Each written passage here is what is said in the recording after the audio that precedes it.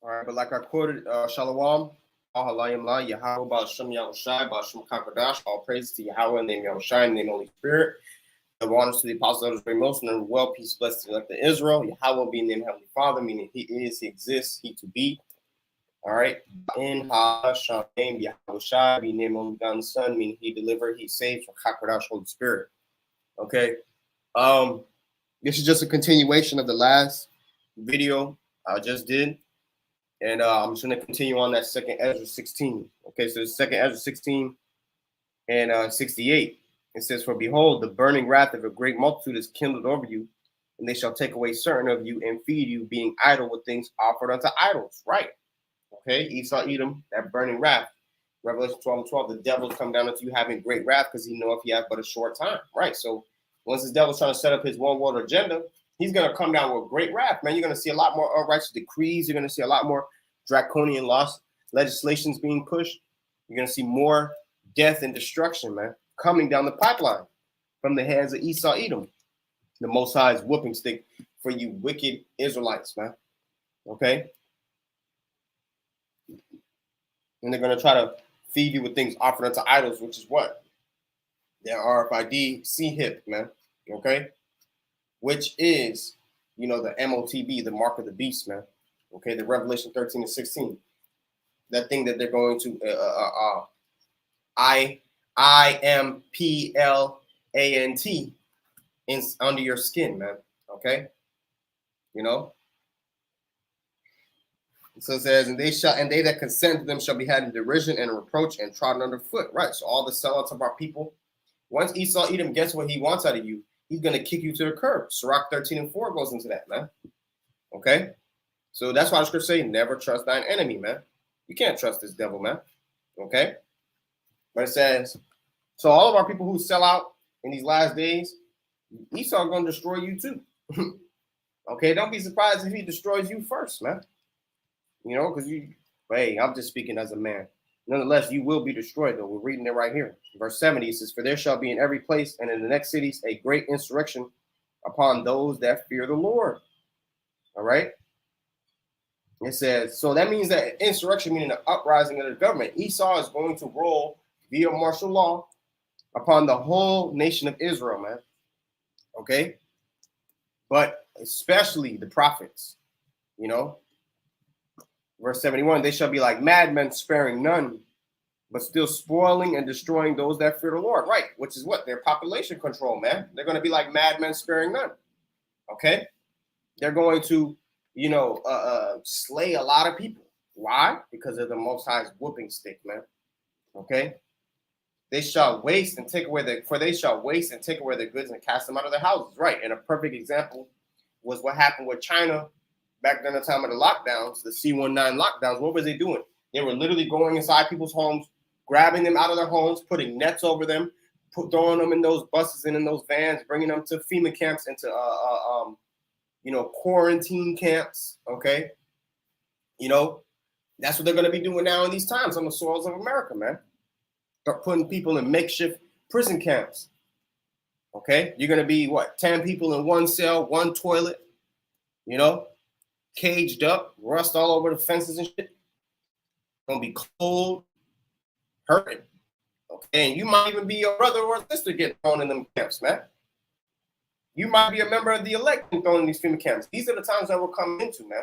So we have to really gird up our loins because this devil's really going to roll, man. He's going to roll. He's going to roll. There's a lot of death and destruction coming to America, man, from the hand of Yahweh Bashai via Esau Edom, the Lord's sword, for you niggas, man. Okay, 2/3 of our people. Okay, for they shall waste and take away their goods and cast them out of their houses. That's right. And when martial law is enacted, the military and whoever they have, the troops that they have every right, according to Esau's laws, they have every right to come inside your house and take your shit. Okay? Here it is. They grab you up, ship you off to a FEMA camp. They're going to be on your house, on your couch, looking at all your sentimental valuable things like your pictures on the wall, your trophies from your soccer game or whatever. And they're going to be running through your drawers, taking your jewelry, taking your snacks and shit. Okay, laying on your couch, laying in your bed, might even take some of your clothes because it look nice, right? Meanwhile, you are in a FEMA camp, naked, hungry, desolate, and destitute, crying, weeping and wailing for gnashing of teeth, man. This is the times we coming into, man. It says, then shall they be known who are my chosen, they shall be tried as gold in the fire. Right. The elect are going to be known in that day, because you're going to see Yahweh Shemashai looked at that standard for them, man. Hear, O ye my beloved, saith the Lord, behold, the days of trouble are at hand, but I will deliver you from the same. So the Lord's letting us know the days of trouble are at hand. And who's bringing that trouble? Esau, Edom. Yahweh Shemashai ultimately, but he's going to use Esau to bring it. Be ye not afraid, neither doubt, for Yahweh Shemashai is your guide, and the guide of them who keep my commandments and precepts, saith the Lord power. Let not your sins weigh you down, and let not your iniquities lift up themselves. Woe be unto them that are bound with their sins and covered with their iniquities, like as a field is covered over with bushes, and the path thereof covered with thorns, that no man may travel through. It is left undressed and is cast into the fire to be consumed therewith, man. Yeah, so the Lord's getting ready to destroy a lot of people who are bound by their sins. That's why I should say, blessed is the man who the Lord does not impute iniquity upon, and whose sin whose transgression is covered. We're paraphrasing, whose sin is forgiven. Okay, because they're not going to be left for that second death, the lake of fire. But 2/3 will, and you heathens will. Okay, you're gonna have a lot of 2/3 and heathens burning up in those missiles, man. Okay, which that's for the sword too. Who created that? Esau, Edom, Isaiah 54:16. The Most High created the smith, right? Which is those nuclear scientists, man. Which created those nukes, man. Which was the idea of Yahweh Shemashai through Esau, Edom, which is the sword, his whooping stick, man. Okay, so let's go back to Lamentations 4. Lamentations chapter 4. And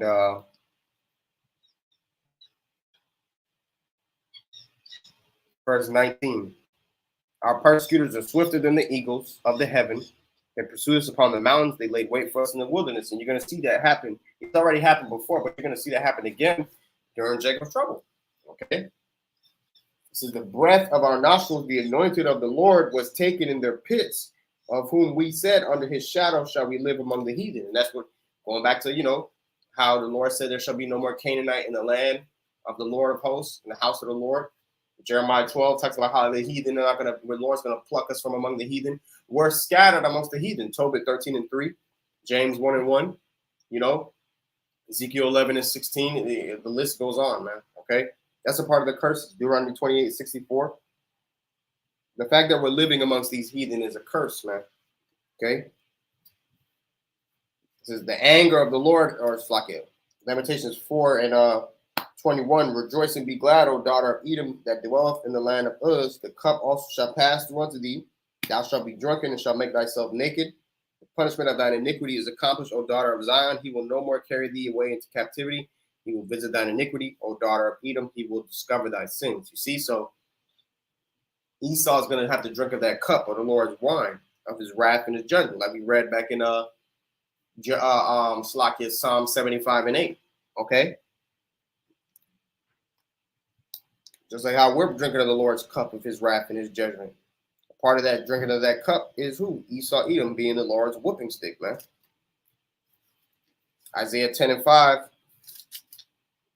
O Assyrian, the rod of mine anger and the staff in their hand is mine indignation. Yeah. So just like how the Lord said in Ezekiel 25, how he's going to put his anger in us to execute vengeance upon Esau, Edom, is the same way he put his anger on the heathen to execute his vengeance on Israel, man. The staff in their hand is his indignation, he said. All right, and the Assyrians actually did have the Israelites in captivity, okay? But the modern day Assyrians with the Israelites in captivity is Esau, Edom, if you can receive it, okay? Now it says, I will send him against a hypocritical nation and against the people of my wrath. Will I give him a charge to take the spoil, and to take the prey and to tread them down like the mire of the streets. Yeah. Nation of Israel, first and foremost, even though this can apply to Esau, Edom too, because Esau, Edom is a hypocritical nation. Why are they a hypocritical nation? Because they want to say, in God we trust, God bless America, but they truly believe in Satan and they follow the vibration of the left-hand side. So that's what makes them a hypocrite. They try to call themselves the chosen people of the Most High, but really they live like the chosen people of Satan. Okay? But the hypocritical nation ultimately is Israel. Okay? Verse 7, howbeit he meaneth not so, neither doth his heart think so, but it is in his heart to destroy and cut off nations, not a few. Right. This devil, he gonna get a lot of blood. He's gonna get a lot of blood. Okay. Esau Edom is the Most High's whooping stick, man. Ezekiel 7:24 says, whereof I will bring the worst of the heathen, and they shall possess their houses. Going back to 2nd Ezra 16, I will also make the pomp of the strong to cease, and their holy places shall be defiled. Destruction cometh, and they shall seek peace, and there shall be none. You see? That's the point. Okay? So the Lord's getting ready to bring a lot of destruction. He said he's going to bring the worst of the heathen. Who's the worst of the heathen? Esau Edom. Daniel chapter 4, verse 17. It says, Daniel 4:17. This matters by the decree of the watchers and the demand by the word of the holy ones, to the intent that the living may know that the Most High rules in the kingdom of men. So the Most High is the one who's sovereign over all the planet Earth and the creation, the universe, and give it to whomsoever he will, meaning he sets up anyone who he wants to be in rulership. Okay? It says, and setteth up over it the basis of men. Who's the basis of men? Esau Edom. He's the basis of men. Let's get some history on that. Genesis chapter 3, verse 14. And the Lord said unto the serpent, which is Esau Edom in the reincarnation. These were the Edomites back then. And the Lord said unto the serpent, because thou hast done this, thou art cursed above all cattle, meaning Esau's cursed above every other nation. He's the people of the Most High's curse. You know, Isaiah 34. All right, that curse was that leprosy and the curse of, you know, to be the wicked ultimately, because it's indeed is a curse to be an Edomite. I'm sure. Okay, I'm sure, man. Genesis 3:14, it says, and above every beast of the field. So that goes to show you what? He's the worst of the heathen. It says, upon thy belly shalt thou go, meaning you're the lowest of the low. When you're on your belly, you are the lowest of the low. Okay? You are the lowest of the low. It says, and thus shalt thou eat all the days of thy life, meaning confusion, man. These devils, they conjure up nothing but confusion. Okay? When it comes to ways of righteousness, it's straight confusion for them. Okay? That's why Babylon, America, aka Babylon, known as what? Babal, meaning confusion. This place is full of confusion. Okay?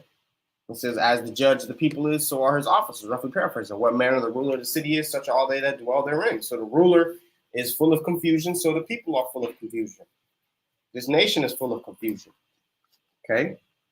But he's the worst of the heathen. It says, upon thy belly shall thou go. Lord said he's cursed above all cattle, man. Let's get another one, backing up how he's the basis of men. He's the worst of the heathen, like it says Ezekiel. Job 30:8. Okay, so another precept about Esau Edom. It says, they were children of fools, yea, children of base men. They were viler than the earth, man. That's right. That's Esau Edom. Okay. So those are the worst of the heathen, man. The Lord said he's going to bring the worst of the heathen upon Israel, man. That's his whooping stick. Go back to Deuteronomy. Deuteronomy 28, which was these are the curses, man. This is right here. This goes to show you that we're the nation of Israel. Because we're being oppressed by these devils, man. Deuteronomy 28 and verse 49. The Lord shall bring a nation against thee from far, from the end of the earth, as swift as the eagle fly. Our persecutors are swifter than the eagles. Okay.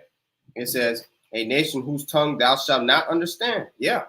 Okay. Because when these devils rolled on us, we didn't know their language. They knew our language though. Okay. They knew our language. They knew we spoke Hebrew.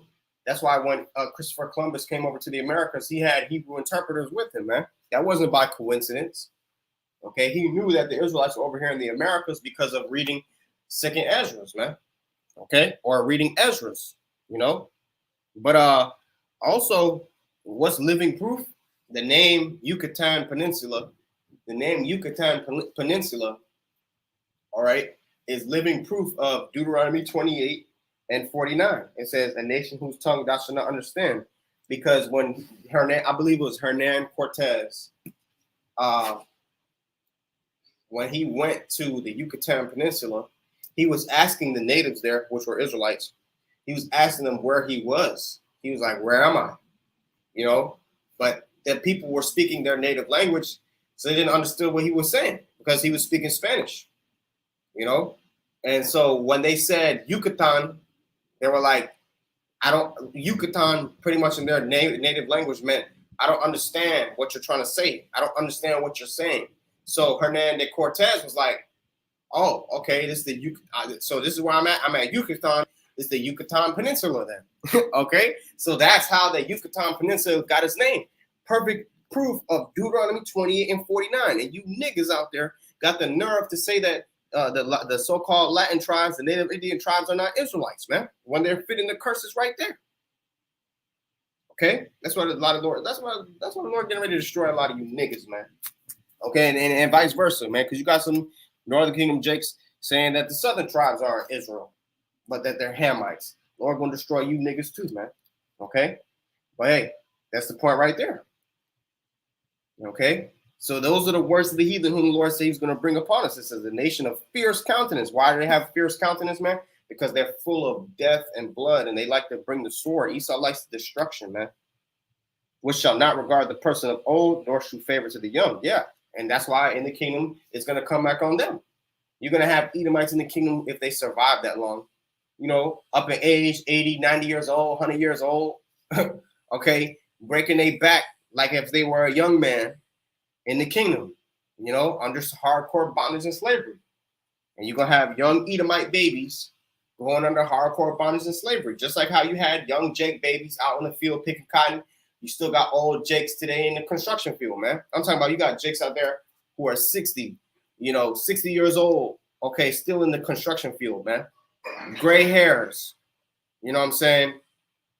You could tell they're up in age, still in the construction field, man. That's because Esau doesn't show favor to the old or the young, man. You know? And let alone all the other work fields. I just went for the construction field in particular because that's actually a laborious job. Okay? That's a rigorous job.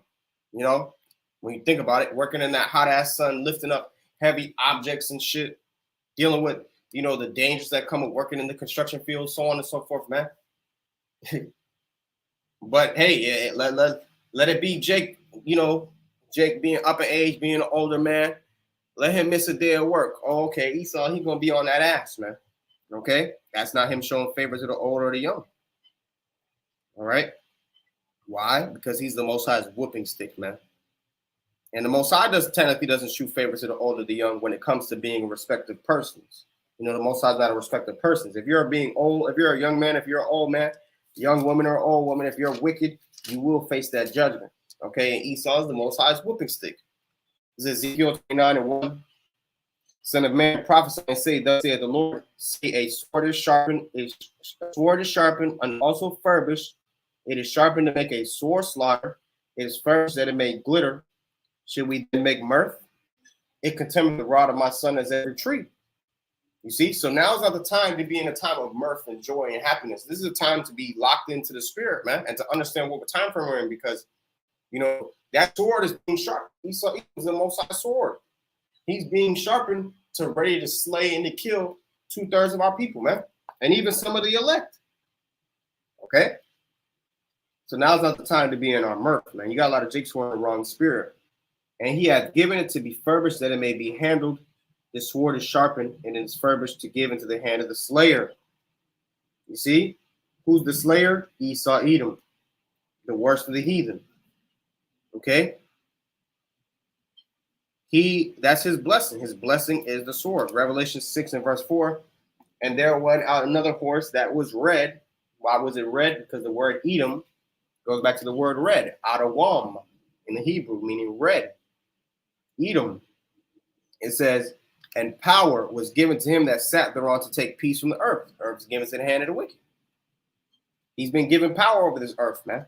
He's taking peace from the earth. Here it is. People always want to talk about world peace, world peace, world peace. Ain't gonna be no world peace till Esau Edom gets taken out of the way. Okay? That's just the way it is, man. It says, and that they should kill one another, and there was given unto him a great sword. Right. And that's what this devil does, man. He just brings straight violence upon the planet Earth.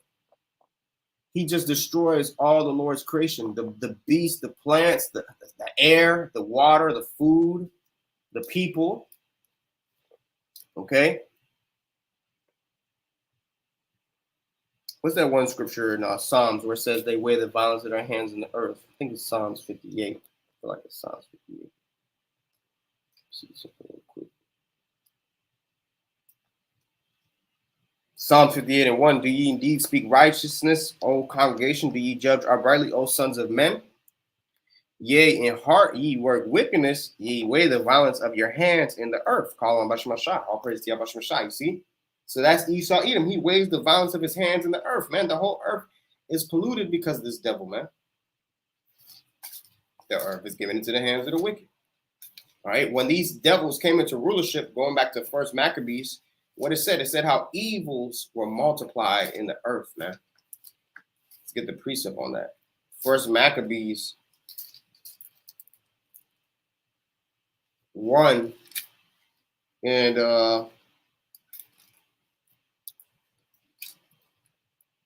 verse 7. So Alexander reigned 12 years and then died. Alexander the Greek. Okay.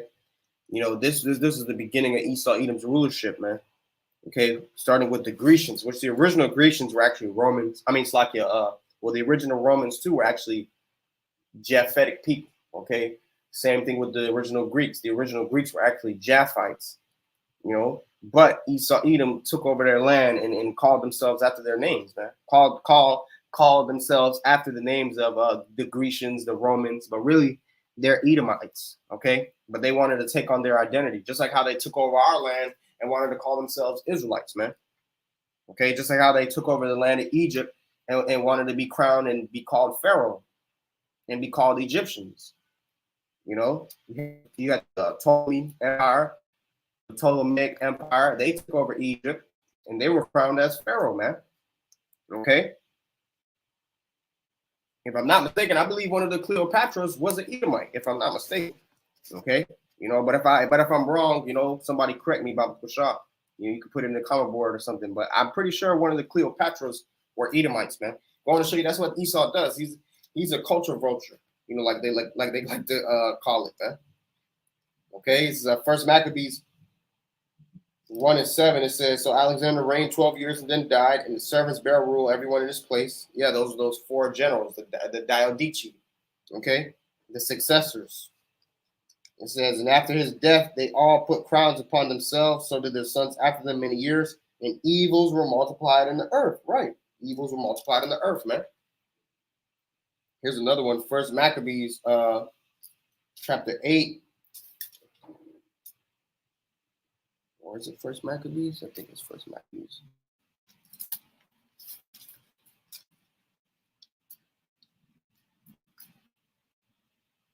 Bear with me, Baba Kusha.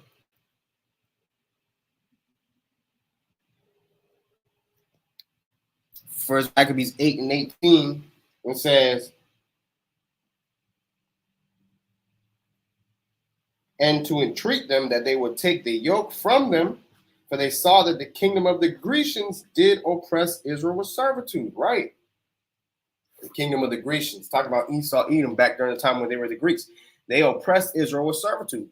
Just like it says in the book of Matthew, the violent take the kingdom of heaven by force.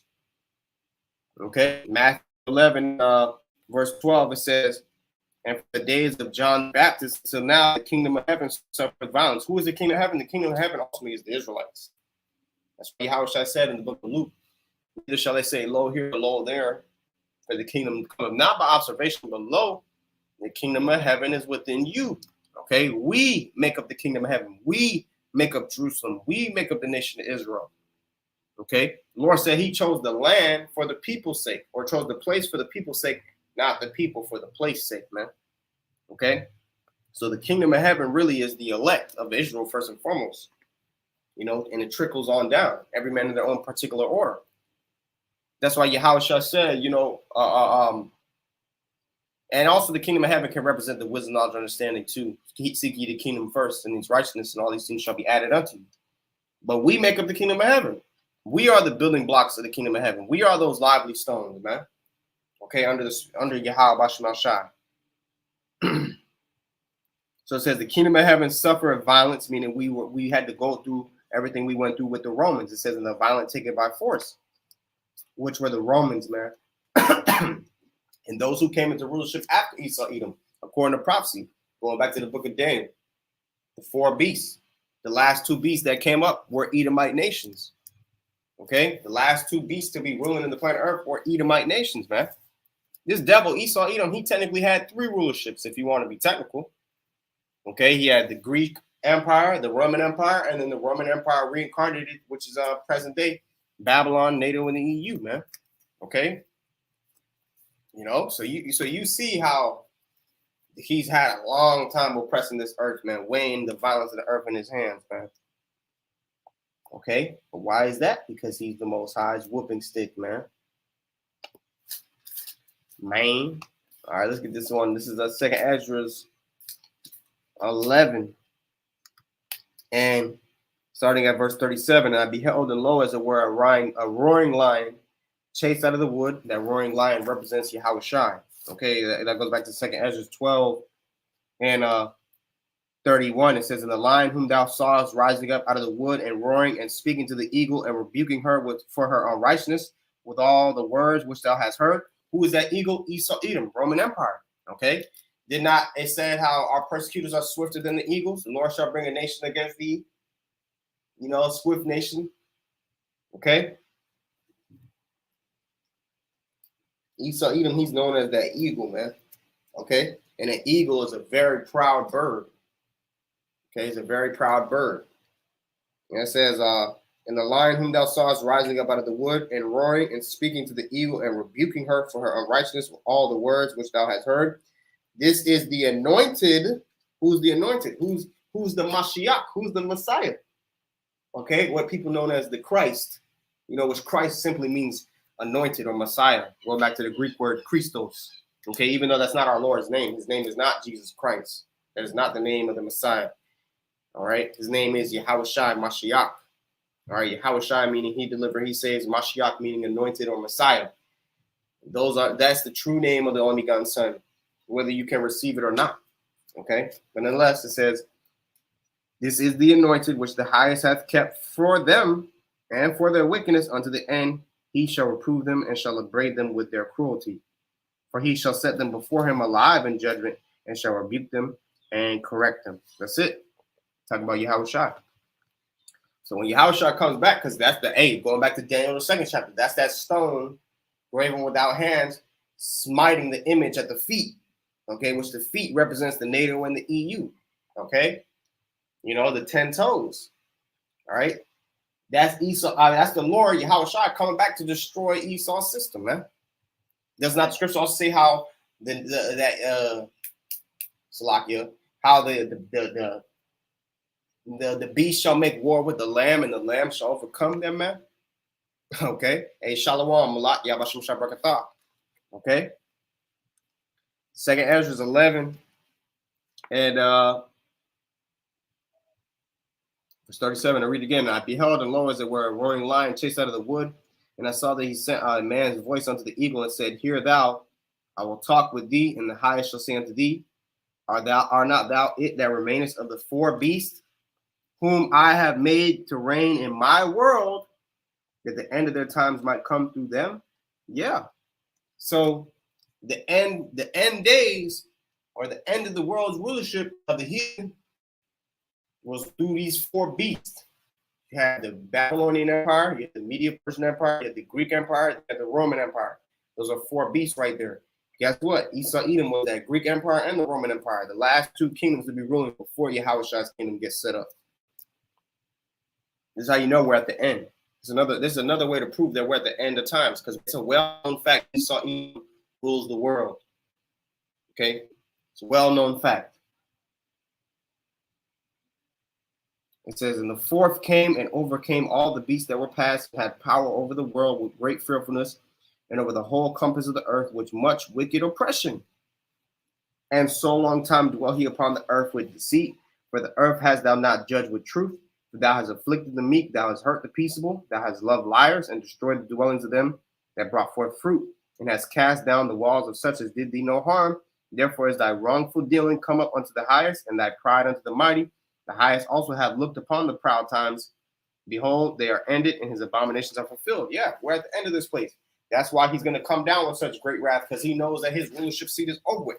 These devils, they know that once this place is over with, they're over with too, man. They know it. Okay, that's why they put it in those movies, man. They know that they know they're going into slavery. They know that the Most High is going to exterminate them.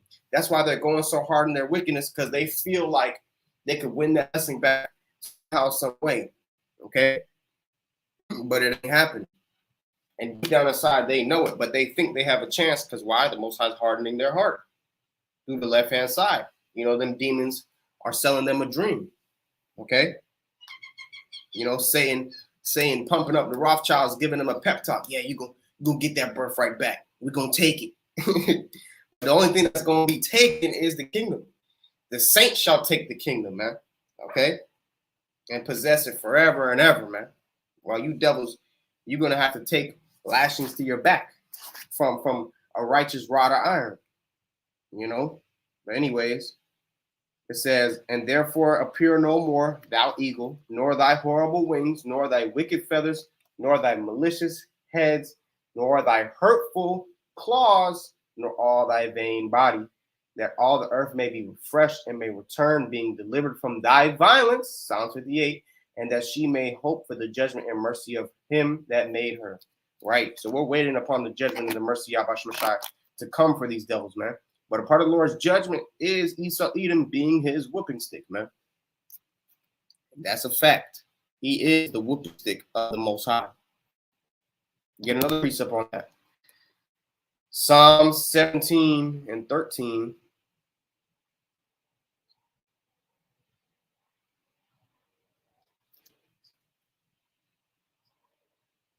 And it ain't gonna be no mercy for you Edomites, man, in the kingdom. So don't think that, you know, just because Jacob's compassionate people, there's gonna be mercy put upon you. Because just like how the Lord put his indignation on you to slay us, same way he's gonna put his indignation on the nation of Israel to slay you. Psalm 17 and 13. Arise, O Lord, disappoint him and cast him down. Deliver my soul from the wicked, which is thy sword. And read that again. Psalms 17 and 13. Arise, O Lord, disappoint him, cast him down.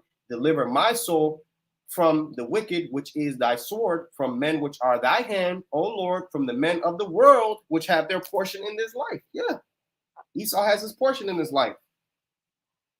And whose belly thou fillest with thy hid treasure. They are full of children and leave the rest of their substance unto their babes. You see? That's the point. Okay? So Esau Edom, the wicked, is the Lord's sword, man. All right? Like we read.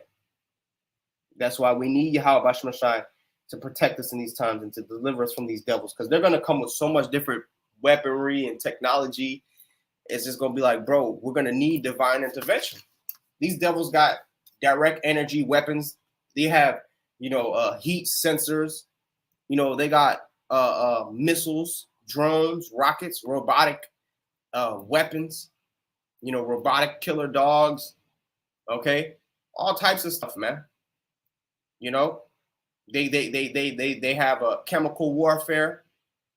You know, biological warfare. They also plague the food. You know, their blessing truly is the sword, because they just, everything that they touch, they just destroy. That they're good at destroying, man. That's a lot. So when the time comes where destruction is not going to be needful anymore, that's why the Lord's going to do away with Esau, because that's all he's really good for, man. Job 5:15, it says, but he saveth the poor from the sword, from their mouth, and from the hand of the mighty. Right. Esau Edom, he's the mighty. You know, he's mighty in this world right now on the left-hand side. So where the Lord is going to save us from them. He's going to deliver the poor, which is the nation of Israel, beginning with the elect, from the sword, man, which is his own sword. And that's his blessing. Yahweh Shai gave Esau his blessing, man. All right, Genesis 27 and 38. Let's get some history. Okay, for you Edomites, you want to know where you originate from? Well, read this. We read Genesis 25 through 27. Okay, Genesis 27 and 38. And Esau said unto his father, hast thou but one blessing? Well, really, shit, you can read Genesis the 3rd chapter 2, Genesis the 4th chapter, because you are the serpent, you are Cain. Okay, but nonetheless, we continue. Genesis 27 and 38. And Esau said unto his father, hast thou but one blessing, my father? Bless me, even me also, my father. And Esau lifted up his voice and wept. So you can imagine this devil was snotty nose, crying, tears running. Please, Father, bless me. You know? And Esau is very emotional, man. Very, very emotional. You know, when they don't get their way, you see those emotions flare up, man. And Isaac, his father, answered and said to him, behold, thy dwelling shall be the fatness of the earth and the dew of the heaven from above. And that's what you see. These devils got rulership over all the planet Earth. They live in the nicest areas. You know, they own islands and, you know, they have mountains and shit like that, right? It says, and by thy sword shalt thou live and shalt serve thy brother. So by his sword shall he live. That's his blessing, the sword. He was going to conquer and take over everything with the sword and with his deception. It says, and shall serve thy brother, and when it shall come to pass when thou shalt have the dominion, that thou shalt break his yoke from off thy neck. Right. And that ultimately started when Solomon, after Solomon went off, that's when the Lord raised up Esau, Edom to break off that dominion, man, and start to rebel against Israel again. Okay, it says, and Esau hated Jacob because of the blessing wherewith his father blessed him. And Esau said in his heart, the days of mourning for my father are at hand, then will I slay my brother Jacob. You see, and Esau, he's been had that perpetual hatred for Esau. It's like he's been had that perpetual hatred for Israel. Okay, since that day, really going back to the time of the garden. You know, Esau's had that perpetual hatred towards Israel. It really goes back to the garden, but especially after the day Jacob took his blessing, which was really meant for Jacob all along. Scripture said how the elder shall serve the younger. You know, but that solidified it. Okay, but that really goes back to the garden, Genesis 3 and 15. And I put enmity between thee and the woman. The Lord says he's going to put enmity between thee and the woman, meaning the woman represents, that woman actually represents, you know, Eve, okay? But really in a roundabout way that represents Rebecca, if you can receive it. But also in a roundabout way, it represents the nation of Israel, because further down it says,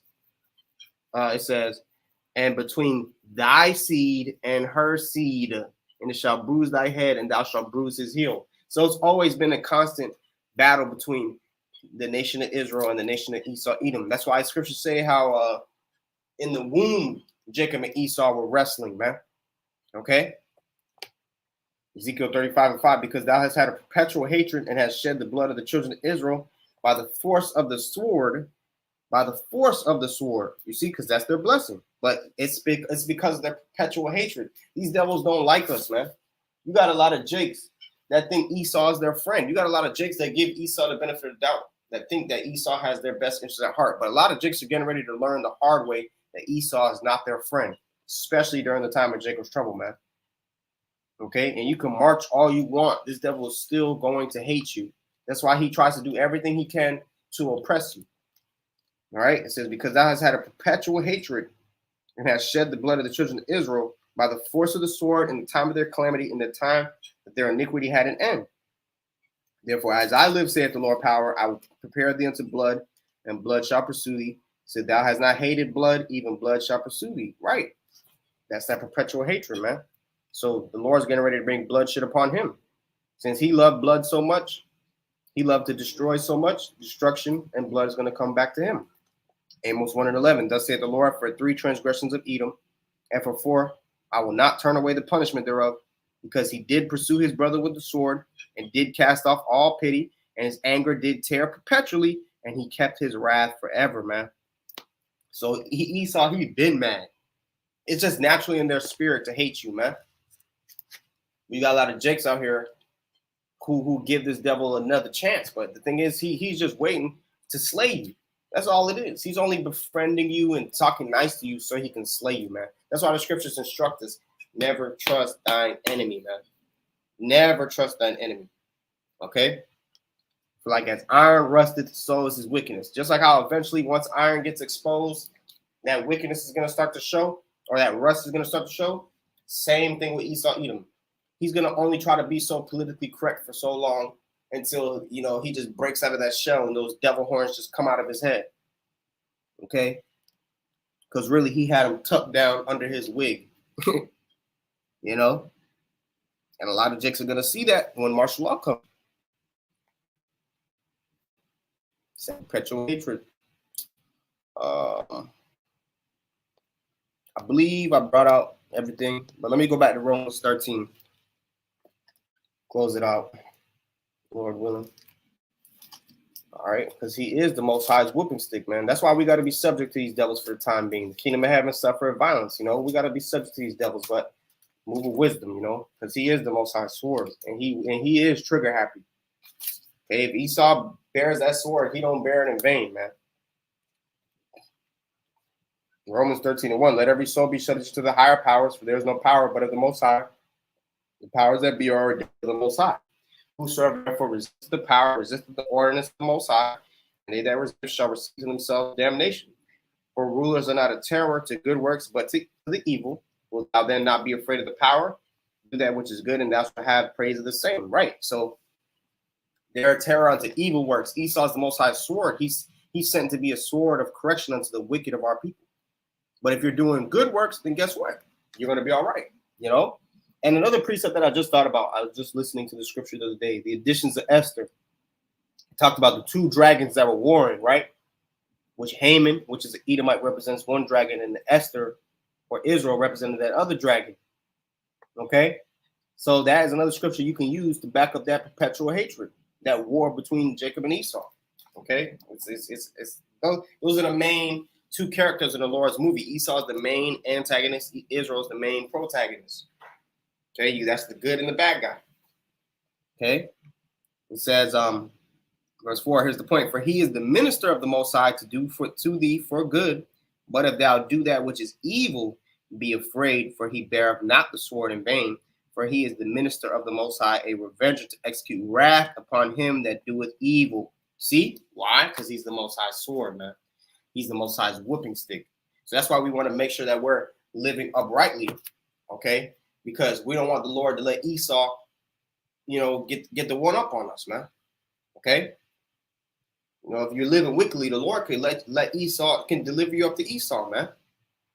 And that's why the scripture say, give me any revenge, but the revenge of mine enemies. Roughly paraphrasing, man. That's why King Saul, before he died, he wanted somebody to kill him, lest he was going to get put back into the Philistines and they was going to torture him, man. And that's the thing. Esau loves blood. He loves torturing people. He loves destroying people. You're going to see a lot of that during the time of Jacob's trouble. They're going to have a lot of torture rooms and torment. You're going to be a lot of people getting put to death. That's why there's a lot of these FEMA coffins, which are like 6-foot coffins, that can fit up to like three bodies up in there, if I'm not mistaken. And they got coffins stacked up. Why? Because they know they're getting ready to bring a lot of blood, man. A lot of bloodshed in the earth. Okay? Especially on the soils of America. So, hey, Lord, will this video is edifying? I want to give all praise. Oh, what did it say about Revelation 18? How it says it found in her, she was drunken with the blood of the saints, man. Okay? And with them slain on the earth. So this place is full of the bloodshed of the nation of Israel. Okay? Why? Because he's the Most High's whooping stick. There it is. So, Lord, with this video is edifying, I want to give all praise, honor, and glory to Yahweh, Ba'ashem, Yahushai, Ba'ashem, Kakadash, double honors to the apostle, others bring most, never will. Peace, blessed to the elect of Israel. Shalom and Baba.